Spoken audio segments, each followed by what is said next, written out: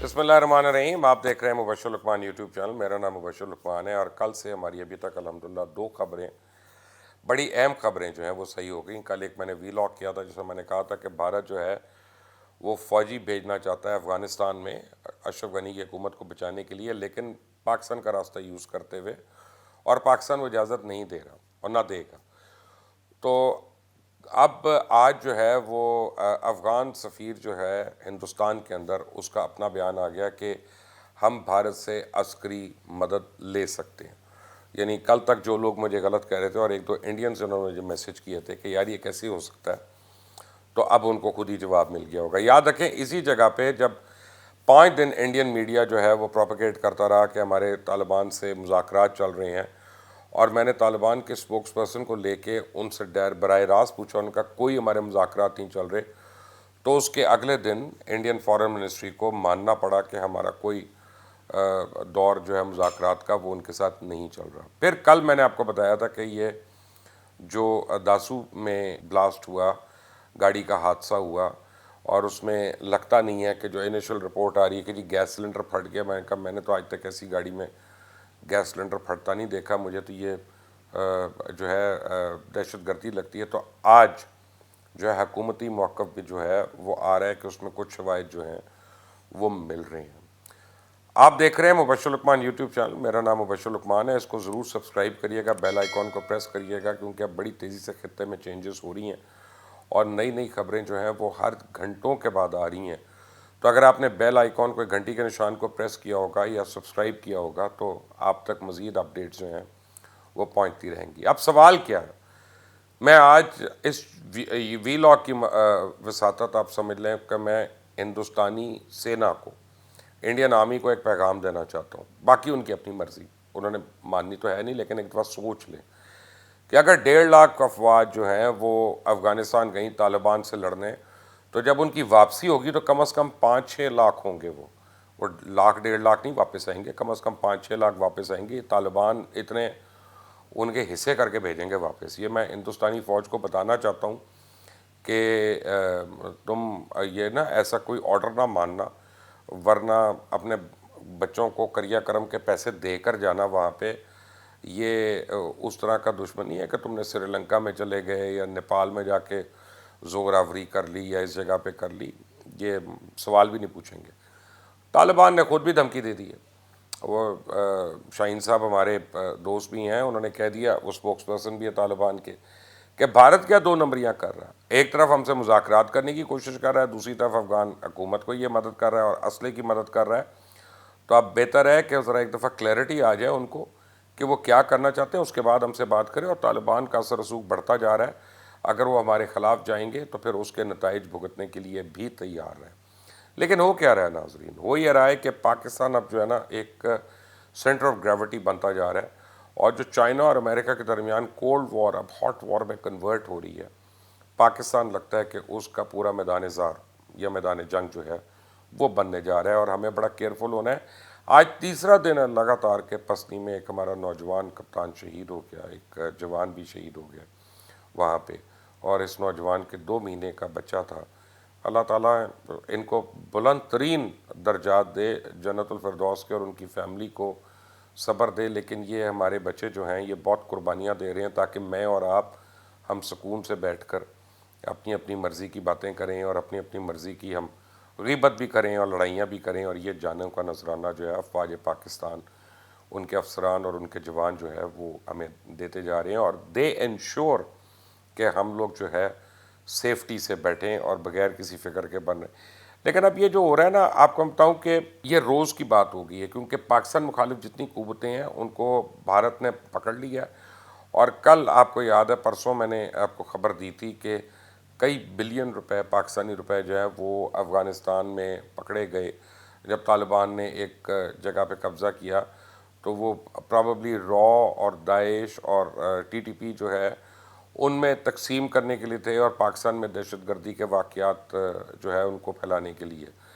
پاکستان کو چاہیے کہ یہ سارا کچھ لے کے انٹرنیشنل کورٹس میں جائے اور یونائٹڈ نیشنز میں جائے اور فاٹف کے پاس جائے اور بتائے کہ بھارت کیا کیا کر رہا ہے اور یہ منی لانڈرنگ کیسے کر رہا ہے اور ٹیرر فائنینسنگ کیسے کر رہا ہے. لیکن اب ایک ایسے وقت میں کہ جب افغانستان سے پوری فورسز جو ہے نکل رہی ہیں, کابل کو بھارتی حکومت سے توقعات زیادہ ہی وابستہ ہوتی جا رہی ہے. ان کا خیال ہے کہ بھارت ہمارے دفاع کے لیے فوج بھی بھیجے گا, اسلحہ بھی بھیجے گا.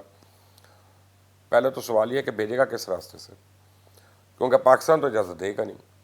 چائنا نے ان کو منع کر دیا ہے کہ وہ تاجکستان کے اوپر سے ایئر یوز نہیں کر سکتے, اور وہ کہتے ہیں ڈیفنس پرسنل نہیں جائیں گے, سولینز جا سکتے ہیں. اور جتنے بھی بارڈرنگ ایریاز ہیں اب افغانستان کے جتنے ممالک سے, ان پہ طالبان کا قبضہ. تو اب طالبان کے خلاف یہ فوج جائے گی تو کس راستے سے جائے گی, کیسے جائے گی, یہ اب سوچنے کی بات ہے. بھارت نے بڑک تو مار دی امریکہ کے آگے کہ ہمیں پیسے دو, ہمیں ایڈ دو, ہمیں ملٹری ہارڈ ویئر دو, تو ہم جاتے ہیں وہاں پہ اور ہم یہ حفاظت کریں گے. لیکن اب ان کو سمجھ آ رہی ہے. اب بھارت کہتا ہے کہ جی ہماری ایئر فورس اگر اسٹرانگ ہو, ہمیں اور جہاز مل جائیں. ان کی نظر اب امریکن جہازوں پہ ہے کہ اگر ہمیں امریکن جہاز مل جاتے ہیں تو ہم پھر جا کے افغان فورسز کی مدد کر سکتے ہیں. میں آپ کو بتاؤں یہ بھی ان کی غلط فہمی ہے, وہ نہیں کر سکتے, اور this is a very far fetched idea. لیکن ابھی تک بھارت جو ہے وہ افغان فورسز کو بہت زیادہ عسکری ساز و سامان فراہم کر چکا ہے. طالبان نے ایک اور کام کیا. طالبان نے یہ کیا ہے کہ جو پائلٹس پکڑنے ہیں, اور خاص طور پہ اس میں 2 انڈین پائلٹس کو انہوں نے مرڈر کر دیا پکڑ کے. میں شہید تو نہیں کہہ سکتا, جو غیر مسلم ہے وہ تو شہید نہیں, تو انہوں نے جہنم واصل کر دیا ان کو پکڑ کے, اور ان کا کہ یہ انہوں نے ہمارے انوسنٹ بچوں پہ, عورتوں پہ بم برسائے, تو ان کو اس کا خیال ہونا چاہیے تھا. لیکن آج ابھی 1 گھنٹہ پہلے کی خبر ہے, 2 گھنٹے پہلے کی خبر ہے کہ طالبان نے نئی حکمت عملی بنائی ہے کابل کے حوالے سے, اور وہ کابل پہ اٹیک نہیں کر رہے.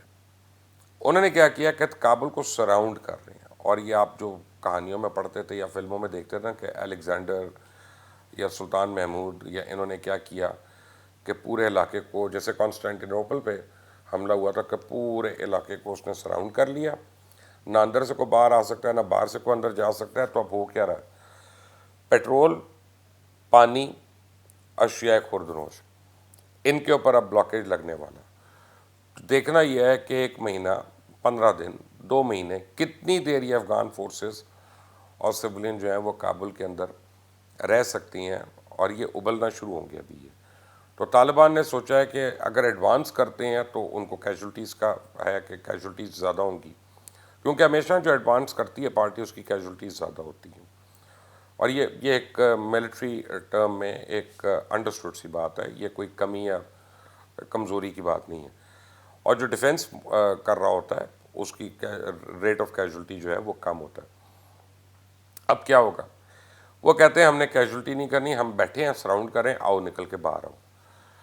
نہ اب تیل جا سکے گا اندر, اور 1-2 دن کے بعد میرا خیال ہے نہ کھانے پینے کی اشیاء جا سکیں گی, نہ پانی جا سکے گا. اب دیکھتے ہیں کہ کابل میں افغان فورسز کتنی دیر اور وہاں پہ براجمان رہتی ہیں اور پھر کیا کرتی ہیں. افغانستان میں بہرحال گزشتہ چند ہفتوں میں حالات بڑے ابتر ہو گئے ہیں. وہاں پہ سینکڑوں لوگ بے گھر ہو گئے ہیں, بہت لوگ بیچارے مارے گئے ہیں دونوں سائڈوں کی طرف سے.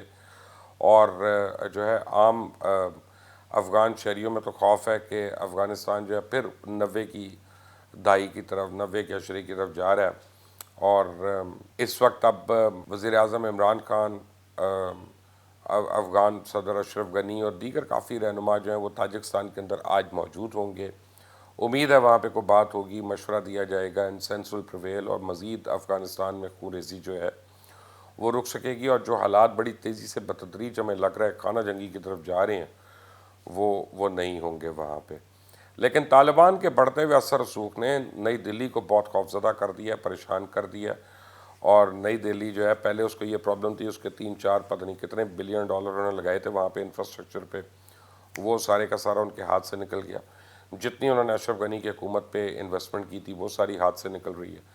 اور اب اس کے بعد اگر طالبان سے ان کی بات نہیں ہو رہی, مذاکرات نہیں ہو رہے, تو ری بلڈنگ آف افغانستان کے اوپر جو ایک بہت بڑی سونے کی چڑیا انڈیا کو نظر آ رہی تھی کہ انہوں نے اس کے اندر آ کے پیسے بنانے تھے, اثر رسوخ بنانے تھے, اس کو استعمال کرنا تھا پاکستان کے خلاف دہشت گرد کی کارروائیوں کی, تو وہ نہیں ہو سک رہا, اور وہ اس پہ پانی پھر گیا. تو امریکہ نے بہرحال تعریف کر دی ہے پاکستان کی کہ اس نے افغان پیس ٹاکس میں بہت ہمیں ہیلپ کی ہے، یہ کیا، تو ایونچولی اب طالبان جو ہیں انہوں نے اپنے تمام قیدیوں کی رہائی کا مطالبہ کر دیا. وہ کہتے ہیں کہ جو ہم سے بات چیت کرنا چاہتا ہے ہمارے قیدیوں کی رہائی کرے، اس کے بعد ہمارے ساتھ بیٹھ جائے. اور میں نے آپ کو بتا دیا کہ سرحدی علاقوں پہ تو انہوں نے قبضہ کر لیا، اور جو ہے وہ اب بالکل طالبان کے کنٹرول پہ ہے.